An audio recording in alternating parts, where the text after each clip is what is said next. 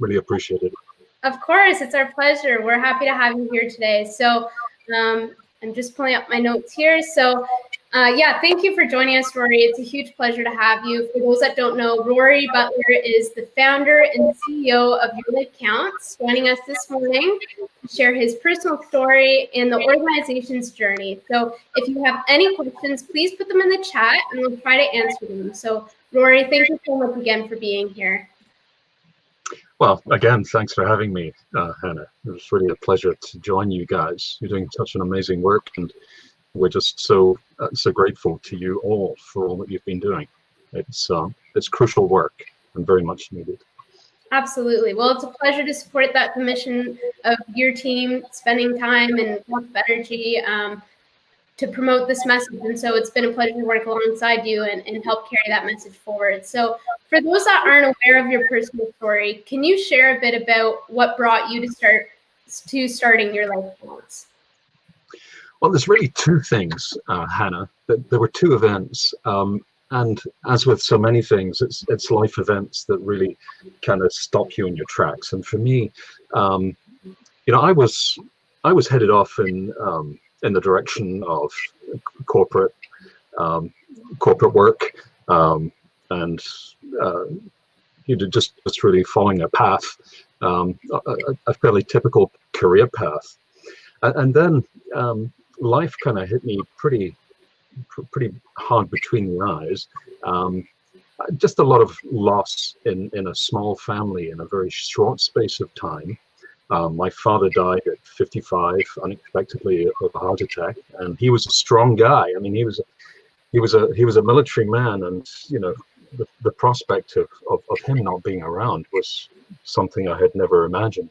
But this thing happened, and then my wife had some serious health matters that included having a kidney removed, and so all in all, I reached a point where I just looked at the balance sheet and I thought, my goodness, you know, people in the family might be better off if I wasn't here.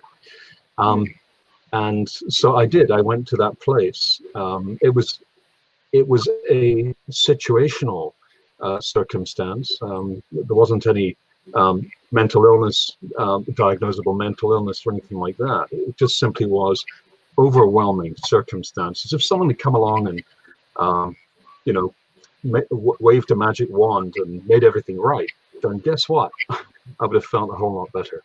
But my situation, I think, resonates with a lot of people because it is a very human situation. So thankfully my wife tuned in, and she asked me on a particular day, you know, what I was doing and where I was going, and this really helped me snap out of my mindset at the time. But it also shocked me because I thought, how on earth could I have got to that place? And so that was the first thing that got me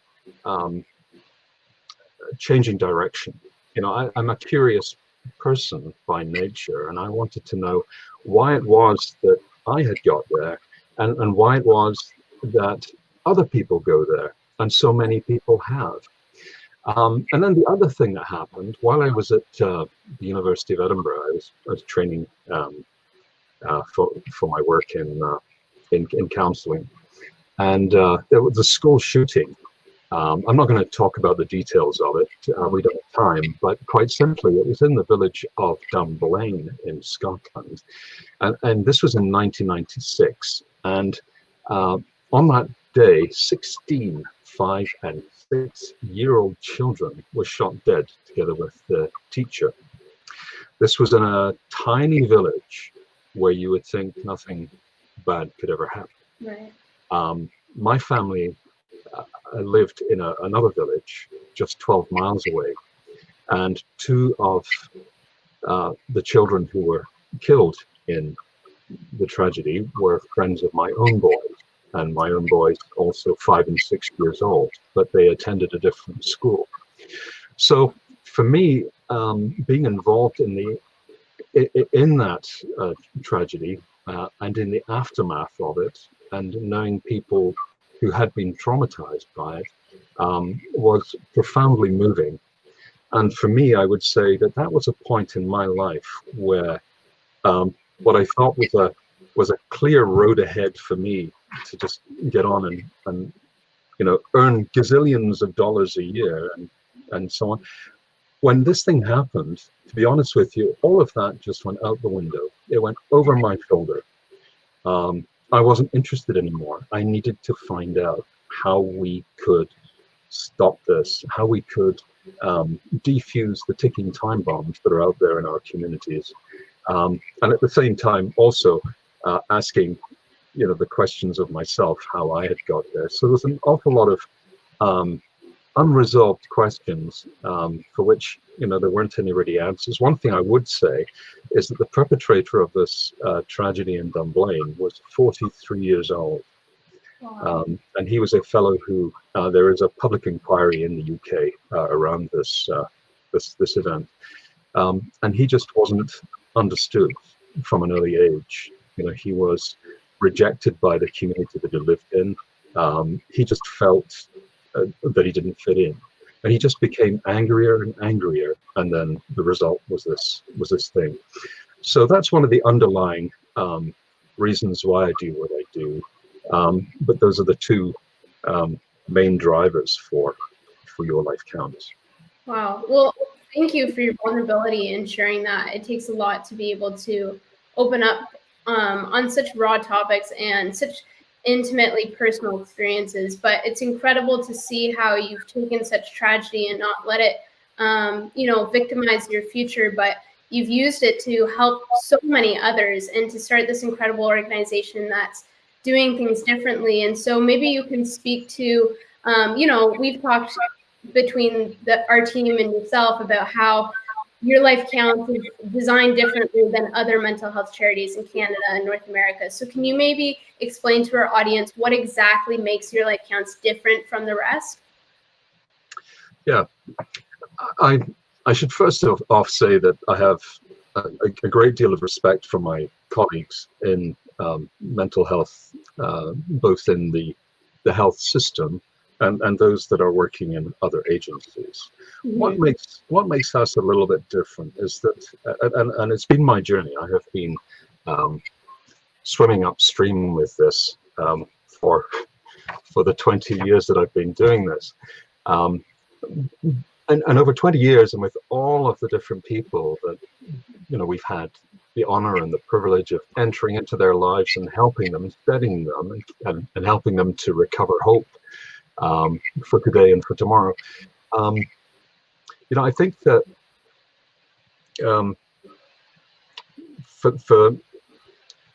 for us, we're dealing with very human situations.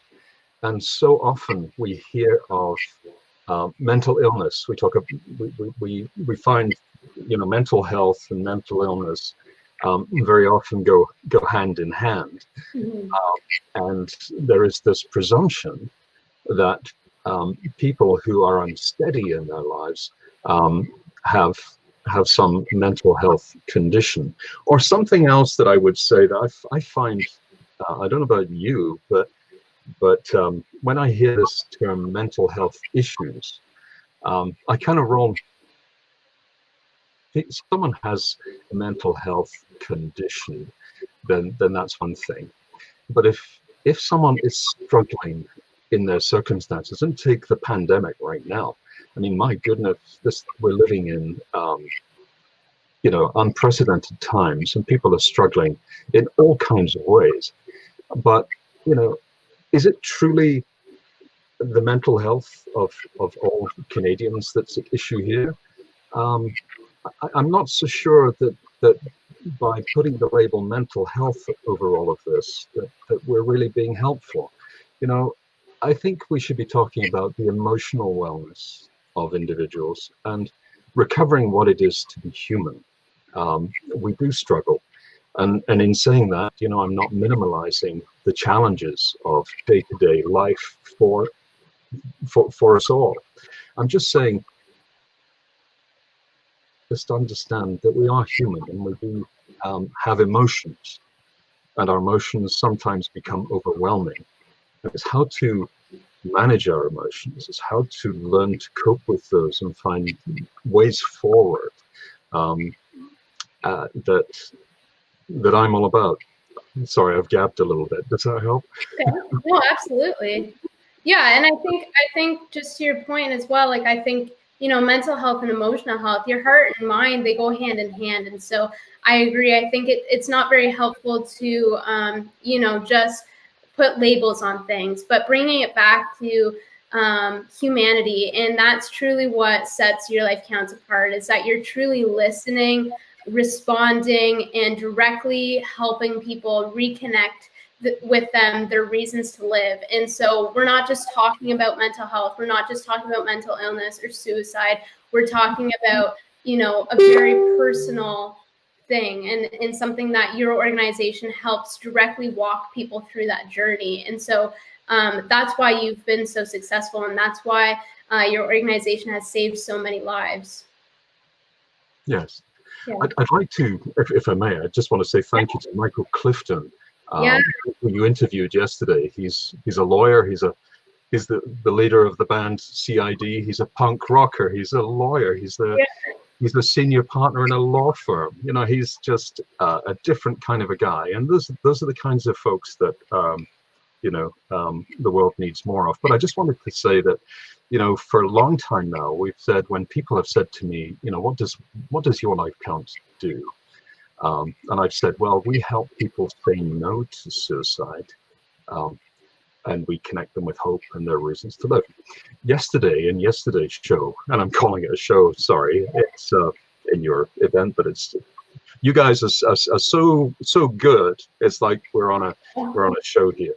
But yeah, with Michael, he said, tongue in cheek, that Rory should be thinking in terms of saying, as an opener in that answer, that YLC helps people say yes to hope. And I thought about that again. That's another one of those things that it has been hiding in plain sight. And so as of today and moving forward, we're changing, you know, our answer. It will be that we are helping people to say yes to hope, no to suicide, and we're reconnecting them with their reasons to live. So thank you, Hannah, and to everyone, because that little tweak, and it's a very important tweak, wouldn't have happened. Conversation hadn't happened yesterday.